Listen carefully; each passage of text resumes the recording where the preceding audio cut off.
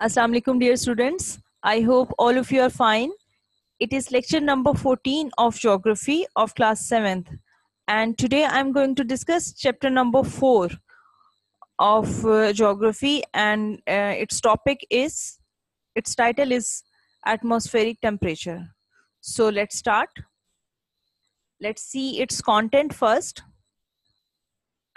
Firstly, the first topic is horizontal distribution of temperature. We had discussed this topic earlier in my previous lecture, and in this topic we had discussed tropical zone, temperate zone, and frigid zone. That was the horizontal distribution of temperature. Okay, that is our previous topic, and our today's topic is vertical distribution of temperature. Okay, before that, we should discuss what is temperature. The degree of hotness and coldness of a particular place is known as temperature. और temperature के बारे में मैंने आपको पहले भी बताया था, किसी भी जगह पर डिग्री ऑफ हॉटनेस और कोल्डनेस को अगर मेजर किया जाए तो वो टेम्परेचर कहलाता है. ओके, ये हॉरिजॉन्टल डिस्ट्रीब्यूशन ऑफ टेम्परेचर ये हम भी डिस्कस कर चुके हुए हैं इन माय प्रीवियस लेक्चर, और इसमें हमने इसके तीनों जोन्स यानी कि ट्रॉपिकल, टेम्परेट और फ्रिजिड जोन को डिस्कस किया था कि ट्रॉपिकल जोन में जो है टेम्परेचर सबसे ज़्यादा होता है और ये इक्वेटर की सराउंडिंग में होता है, यानी ट्रॉपिक ऑफ कैंसर से ट्रॉपिक ऑफ कैप्रिकॉर्न तक. देन फिर टेम्परेट जोन है जो कि ट्रॉपिक ऑफ कैंसर से आर्कटिक ओशन आर्कटिक सर्कल और अंटार्कटिक सर्कल तक होता है, नीचे तक, यानी कि 23.5 डिग्री से 66.5 degree on both side of equator. तो ये टेम्परेट जोन था. फिर अंटार्कटिक और आर्कटिक सर्कल में थर्ड जोन ऑफ टेम्परेचर था जो कि फ्रिजिड जोन है. ठीक है, तो सबसे ज्यादा टेम्परेचर ट्रॉपिकल जोन में, फिर टेम्परेट जोन में, एंड देन सबसे कम टेम्परेचर जो है वो फ्रिजिड जोन में होता है. So that was the horizontal distribution of temperature. Now today I'm going to discuss vertical distribution of temperature. So let's start. Earth heats a low portion of atmosphere, then this heat reaches the upper portion of atmosphere. This is known as vertical distribution of temperature. अब होता क्या है कि अर्थ जो है वो जब heat up होता है, हर अर्थ सरफेस जब हीट अब्सॉर्ब करता है तो वो हीट रिलीज भी करता है, और वो हीट रिलीज कहाँ करता है, वो लोअर पोर्शन ऑफ एटमॉस्फेयर में रिलीज करता है, यानी कि फर्स्ट लेयर ऑफ एटमॉस्फेयर, और वो कौन सी है, ट्रोपोस्फेयर. तो अर्थ जो है वो अपनी हीट को ट्रोपोस्फेयर में रिलीज करती है, और इसके बाद ये हीट जो है वो एटमॉस्फेयर के अपर पोर्शन में पहुंच जाती है. ठीक है, और इसी को हम वर्टिकल डिस्ट्रीब्यूशन ऑफ टेम्परेचर कहते हैं. ठीक, अब बात करते हैं next. The temperature decreases by 6.5 degree centigrade at every 1000 metre height. Okay, temperature के बारे में आपने पढ़ा होगा कि हाइट के साथ साथ जितनी हाइट बढ़ती है टेम्परेचर उतना डिक्रीज होता जाता है. उसकी रीजन क्या है, उसकी रीजन ये है कि लोअर जो पोर्शन ऑफ एटमॉस्फेयर है वहाँ पे गैसेस चूंकि ज्यादा होती हैं तो इसमें हीट को एब्जॉर्ब करने की क्वालिटी भी ज्यादा होती है. तो जैसे जैसे एटमॉस्फेयर के अपर पोर्शन में जाते जाएं वहाँ पे गैसेस की मिकदार कम होती है, सो उधर हीट को एब्जॉर्ब करने की क्वालिटी जो है ना वो भी कम होती है. दैट्स वाई इसकी हाइट पे जाते जाते टेम्परेचर डिक्रीज होता जाता है, और एवरी 1000 मीटर हाइट पर 6.5 डिग्री टेम्परेचर डिक्रीज होता है. सो ये तो थी इसका first point. Then there are seas, deserts, land and mountains etc. on the surface of earth.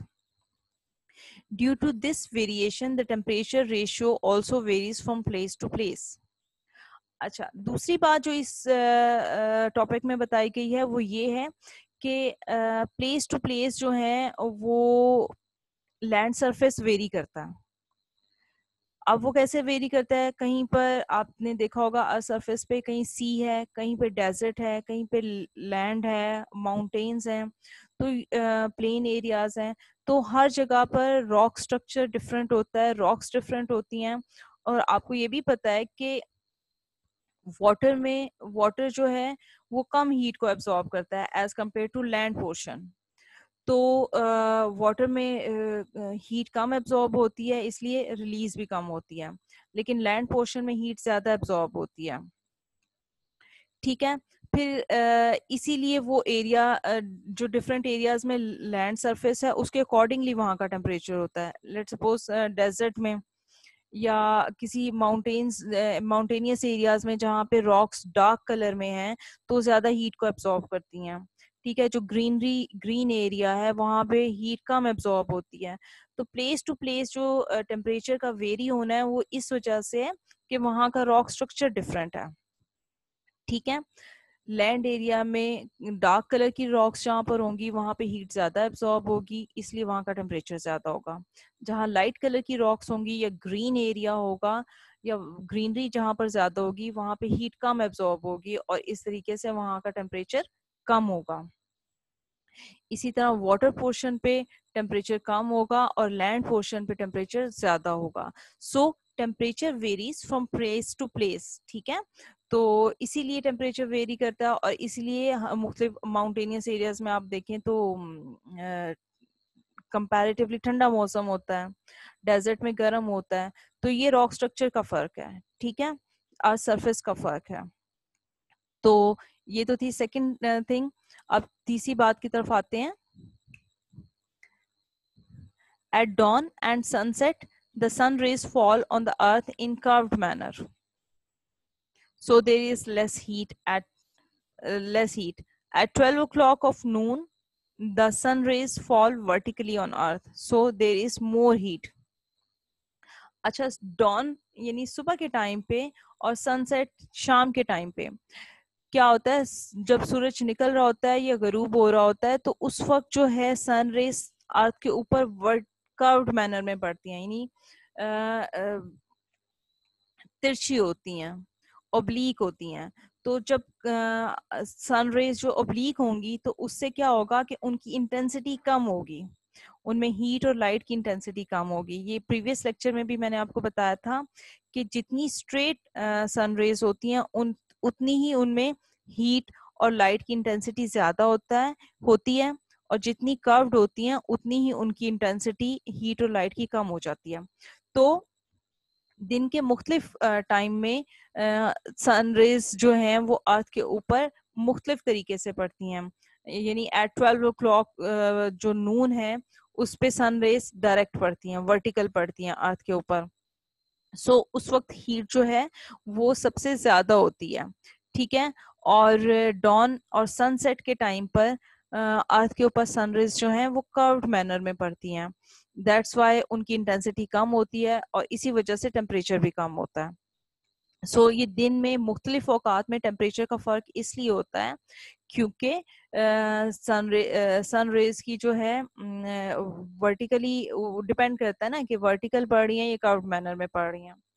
Okay, सो ये तो था हमारा आज का टॉपिक और आज हमने डिस्कस किया कि पहला पॉइंट तो ये डिस्कस किया कि अर्थ जो है अपनी हीट ट्रांसफर करती है लोअर पोर्शन ऑफ एटमॉस्फेयर में और लोअर पोर्शन से जो हीट है वो अपर पोर्शन ऑफ एटमॉस्फेयर में शिफ्ट होती है और इसको हम क्या कहते हैं, वर्टिकल डिस्ट्रीब्यूशन ऑफ टेम्परेचर कहते हैं। दूसरी चीज हमने ये डिस्कस की थी कि हाइट के साथ साथ टेम्परेचर डिक्रीज होता है, जैसे जैसे हाइट पे जाएंगे टेम्परेचर कम होता जाएगा। सो हर 1000 मीटर हाइट के ऊपर 6 डिग्री टेम्परेचर डाउन होता है, कम हो जाता है। ठीक है, और